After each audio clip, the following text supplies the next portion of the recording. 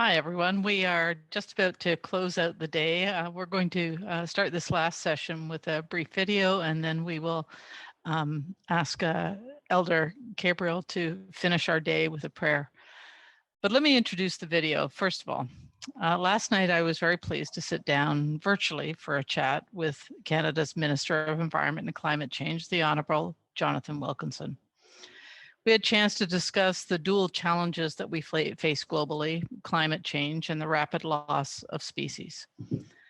And I asked him about his dual responsibilities, the Minister of Climate Change, and he's also got nature in his portfolio. And how does he see that as a path to building a nature positive and carbon neutral world? I started with that question because there was a recent global report from IPBES that warns that humanity actually needs to solve both the nature equation and the climate crises together or risk solving neither one of those. And I think if you go back and listen to some of the speakers from today, you will actually have seen that represented in many of the lived experiences of Indigenous people. Next, I asked him a question about the minister's own life. It's a rare glimpse into that life because as a young man growing up in the Boreal and his connection to that forest, he visits it every year still. And I wanted to get a little bit of an understanding of where he comes from in terms of his heart. And recognizing that we have presenters at the People's Summit from Windsor to the waters of Hudson Bay, I asked him for his final thoughts and what he would recommend for the group, and you'll get to hear a little bit about that. But let's go now to the video and actually hear the conversation that I had with Minister Wilkinson. Everything, we're going to be doing everything from Windsor to the bays of the Hudson Bay shoreline. So it really is an expansive conversation. Anyway, and we're going to put your bio up so that we'll have that as a starting slide. So I'm not going to do much. It's also a time saver. So I'm not going to do an introduction explaining your bio and who you are. So we'll start there. And so let me just start by saying a big thank you to Canada's Minister on Environment and Climate Change for joining us today at the People's Summit, Minister Jonathan Wilkinson. Minister, welcome to the People's Summit, where we are going to showcase 50 speakers talking about the special places they would like to see protected. Actually, we're just trying to make your job easier, quite frankly, Minister. That's what we're doing. Well, that's a good thing. I think so too. So on the heels of the new IPBES report, it's a global special report that warns humanity needs to solve the nature and climate crises together or risk solving neither. And the fact that you are the minister who has the responsibility not just for getting to carbon neutrality, but also protecting 25% of our lands and waters by 2025 and 30% by 2030. Could you speak to how the government of Canada is sort of seeing these two twin crises and how they will respond from a policy perspective, and where you may see opportunity and synergy with those two? Yeah, I'm glad that you framed it like that. I think often people talk a lot about climate change, and of course, climate change is an extremely important topic. But as you noted in your question, there are two great crises that are facing humanity. One is climate change, but the other is the nature crisis, the incredible loss in biodiversity that has been happening around the world over the past number of decades, both of which threaten the future of humanity. And both of which are tightly interrelated. They are obviously slightly different, but there are definitely elements of these crises that relate to each other very strongly. Before I was in this job, I was the Minister of Fisheries and Oceans. We have a great crisis with Pacific salmon. And one of the fundamental reasons why salmon are in decline is climate change.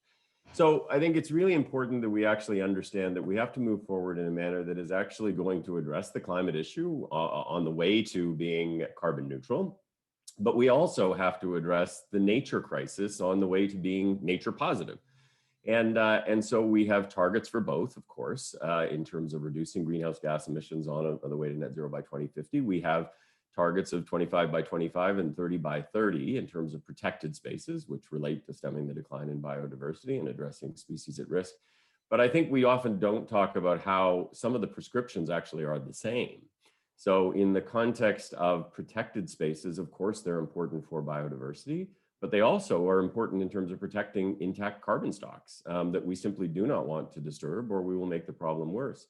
in the context of nature-based solutions like planting trees and wetlands and grasslands, they are really important from a carbon sequestration perspective, but they're also critically important for restoring boreal caribou and a range of other species. So I think we need to be thinking about these things together, and working to ensure that we are creating what some folks, including Harvey Locke, talk about as a carbon neutral and a nature positive future. Thank you. And then maybe you could speak on a more personal level, I guess. One of the things I'm always fascinated with is that you spent a fair amount of time in the Boreal. You've paddled the waters, you know that landscape. And I always find it interesting in our conversations anyway, just to hear you talk about that as a special place in your heart. Yeah, I had the great fortune to grow up in northern Saskatchewan. Well, I grew up in Saskatoon, but my father had a canoeing outfitting business in the north. So I spent from the time I was probably 12 years old, through until running the camp for him when I was in university, every summer in Boreal Forest. And before buying the camp, our summer vacations were getting in a Volkswagen van and going up and canoeing in the Boreal Forest. So I spent a lot of time there. I will tell you that it is the part of the world that I still feel the most comfortable in. I go back every summer. I take my daughters back since they were 3 years old to go canoeing in the wilderness, and I think it's an area where the ecosystems are still intact. It is still an area of great biodiversity and incredible magnificence, and that has stayed with me through the course of my life. The importance of actually protecting nature, and ensuring that we actually are creating space to have the ability to celebrate nature that we in Canada are very privileged to have relative to many other parts of the world. We absolutely are. And thank you for that, because I know that nature's very near and dear to your heart, and it comes quite honestly. So I just want to thank you for that. We've seen Canada leading in the nature space, joining the High Ambition Coalition, our commitment to 25 by 25 and 30 by 30. Those are all clear signals by the government of Canada that we're committed to addressing the global loss of rapid biodiversity loss. And yet, Canada is also home to some of the world's largest carbon stores remaining on the planet. And I note that that includes the boreal forest and peatlands here in Ontario. Given our commitments to carbon neutrality, how does that frame our approach to these challenges? Well, I mean, in terms of carbon neutrality, first and foremost, we should be focused on protecting areas of large intact carbon Mm. stores because that doesn't help us reduce emissions, but it helps us from making the problem worse. And so areas like the Hudson Bay lowlands and other spaces that are really, really important to ensure that we actually are not making our climate problem or challenges more severe. I think those are protected spaces that we actually need to ensure we're moving on quickly. They are obviously also not just important from the perspective of carbon storage, but they're important from biodiversity's perspective as well. So those are really critical. And then, of course, we need to, from a climate perspective, work on reducing emissions from all of the sources that we know exist. Yeah. And certainly part of that is the nature-based solutions idea. But it's got to start with thinking about some of these intact ecosystems that exist that actually can help us both with the carbon problem and the biodiversity challenge. Yeah, thanks very much. That's a very good answer. Um, and then maybe I'll just conclude with one final question for you. Um, Minister, nature was a refuge for all of us during the pandemic. We know, like never before, that it is up to us to help protect nature and ensure people have access to more protected natural areas everywhere in Canada, and including the province of Ontario. It'll help us recharge our souls, rebuild our lives, and ensure a more resilient future. We're deeply honored that 14 First Nations are sharing their stories this week about protecting their irreplaceable lands and waters. Just to give you a sample of that, we have Grassy Narrows, Kitchename, Kuzubin, Moose Cree First Nation, Weenus First Nation, Attawapiskat First Nation, Kasheshewan First Nation, Mushkegowik Council, Shawanaga First Nation, Pick River First Nation, Chippewas of the Thames First Nation down near where my hometown is in London, Mohawk Council of Akwesasne, and many more. From Windsor, literally to the waters of Hudson Bay, we have 50 speakers that have gathered to showcase all these special places they wish to see protected.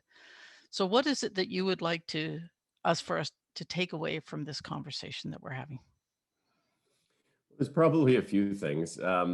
I mean, first and foremost, let me acknowledge the fact that Indigenous peoples have been an incredibly important part of working towards the protected spaces and the progress that's been made over the past few years. And that certainly includes many of the protected spaces that have been created with Inuit in the north, but also areas like Jumbo in British Columbia, the Peel watershed that we are in the process of protecting in the Yukon, the western James Bay area where we're in the process of negotiating what we hope will be a marine conservation area. Indigenous peoples have been leaders in terms of working collectively with the federal government in particular to identify and to create these very special places and to move forward with Indigenous Guardian Program to ensure that we are actually looking at conservation as an ongoing activity. So I think that's an important acknowledgement. In terms of the takeaways, I would say, often the challenges that we face, particularly with respect to climate and biodiversity, can seem pretty daunting when you look at what has been happening over the past number of decades. But I would just tell you, in the last 5 years, I think we've made a lot of progress. We have a long way to go. But if you look at the very specific things that have been accomplished, I think one of the things that it tells you is you can actually turn this around. You can make steps to stem the rapid loss of biodiversity, whether that's through the creation of protected spaces or through agreements like what we signed with the West Moberly and Saulteaux First Nations in British Columbia to protect southern mountain caribou. There are opportunities to really turn this around, and it's really about commitment. And I know Indigenous peoples are very committed to this. It's about their way of life. This government is very committed. I think we want the provinces to engage this conversation in a much more fulsome way. Ultimately, citizens want nature protected, whether that's in the south where they can actually have access to it, it's in the areas where we do have extractive industries and trying to protect species, or in the north where there are these huge wild spaces that need to be protected. But we need to work on this as Canadians. This is a Canadian issue. It's an international issue, but certainly for Canada, part of our identity is about nature and protecting nature. And my goodness, we should all be able to agree on that. Certainly is our brand, is it not? Yes. Well, Minister, thank you very much for those words of wisdom today. I really appreciate hearing from you, and thank you for taking such a strong leadership position for Canada and the world. And there are at least 50 speakers here today fully behind you and wanting to see the 30% protected by 2030, hoping to stem the tide of biodiversity loss in our lifetimes. Thank you very, very much. Thank you very much, Devin. All right. Take care. Okay. Bye-bye. Bye. So I got rid of having the double image there, knowing that I wore my best color shirt for the presentation. So thanks for your patience with that. But I want to take another opportunity just to thank the minister again. His time was deeply appreciated, and I'm sure you all enjoyed seeing him speak about nature and hearing his story of his own personal experience in the boreal forest. I'd like to turn now to let's see, I want to make sure I turn to, Elder Gabriel, I'm going to go to you in just a second. I just want to finish a little summary of the day and draw sort of a bow around that. So we began the day by hearing from Dr. Harvey Locke about the urgency to protect enough land and water. And we heard that the world actually needs us to do half, 50%. So Canada has a commitment to get to 30% on the way to half, we hope. And then we heard Deputy Grand Chief Mandy Gull share her experience and the experience of the Quebec Cree in protecting 20% of their land and soon to be, hopefully, ocean, and how important that process was to doing this, that it was about integrating into Indigenous knowledge of the land, the wisdom of the elders, and a vision for the future. And she spoke quite eloquently about an interconnected network of protection. She spoke about the overlap between climate and biodiversity. And then we heard that similar message from Ed and Kashechewan and about how climate change is actually changing the way of life for Indigenous people in the North and the animals and in their community, how that is changing the way of life, the animals they hunt, what they can fish and eat. This was reinforced again by Chief Donnie Morris from Kitchener-Kuzubininiwig. And we finished with some very compelling videos from Mushkegowuk Council on the peatlands and the ocean and the songs and the images that were so haunting. And they too spoke very eloquently about the carbon that's at stake in the peatlands and how how the world from their perspective is changing. And I can certainly attest to that. I took a trip with Sam Hunter once on the Weenus River, and we could see the sides of the river just collapsing on either side of us from the peat melting. And but we also heard today about a great deal of success, and that several Indigenous leaders spoke about success, and they deliberately said that a lot of that was due to funding that was coming, federal investments that were made in Indigenous Guardians and the Challenge Fund projects, and that this is in turn creating hope, not just for them, but and for Indigenous people, but for all of us, because after all, that is also too about reconciliation. And of course, that's great news, because the government of Canada has just recently announced that they are investing another $4.2 billion in nature protection, including funding to achieve the commitments on 25% of protection of Canada's lands and oceans by 2025 and 30% by 2030. And that is to protect biodiversity and the species at risk. That builds on the 2018 investments. And that funding for nature will support conservation of up to 1 million square kilometers more of land and inland waters and in the ocean. And this will support our goal to achieve that 25%. And as I mentioned, it's also important for reconciliation. And in light of this, I would also like to express my deep appreciation for the Indigenous people who participated today and throughout this next couple of days in light of last week's revelation of finding the 215 children. And of course, the impacts that many Indigenous nations are feeling right now from COVID-19, we know it's quite severe up on the coastline. And at this juncture, I would like to invite Elder Capriel to help close the day. Thank you. Bajal. The Bishkaidish no Kazama Korodam, Shawana Gadonjaba. Yesterday, the earth prepared us for this sacred gathering. The thunders came acknowledging the fire bundles. The lightning came to connect the sky world to the earth woman, and the earth woman to the sky world. The feasting began as the water poured from the 7 grandfathers and grandmothers that sit in that Big Dipper. They first fed the babies.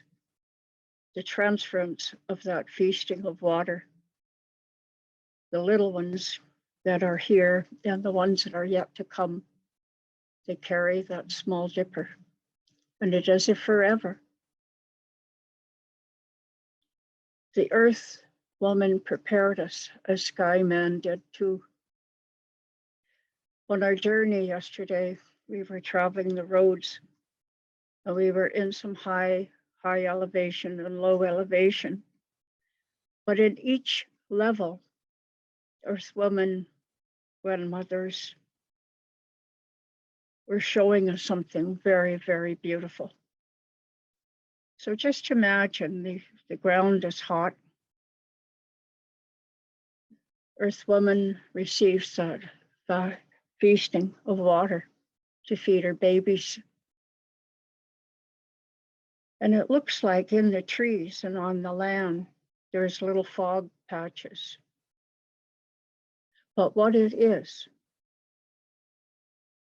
in our teachings, that fog patches is grandmother's breath talking. And she wants us to speak together and to share good words, to remember to feast her and those babies, the little ones, even the ones that have left us. We do that as well, that we feast the ancestors,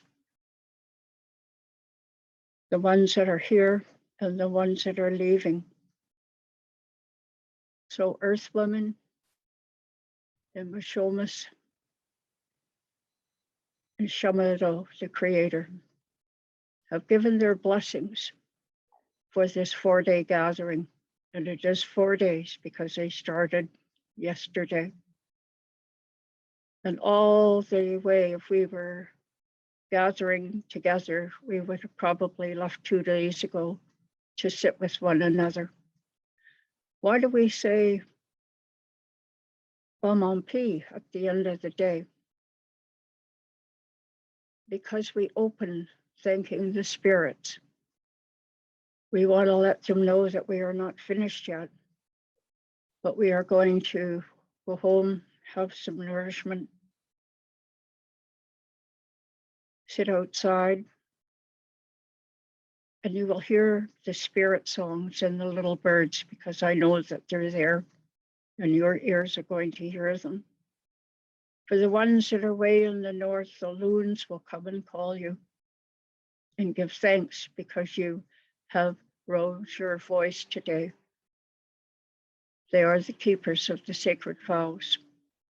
But for today, we're going to end in a good way by just giving that beautiful thanks as it was given to us, the encouragement. So for that, my friends, have a good rest this evening. And tomorrow is another beautiful sacred day. Until that time, Miigwech, Marilyn. Thank you very, very much. Please join us tomorrow at 9 for another full day. We'll be going from Burling to the northern shores of Lake Superior, and we have 20 speakers tomorrow, another full roster of excellence, and my many thanks to all of the volunteers and people who helped put all of this together today. Thank you very much. Have a good night. Yeah.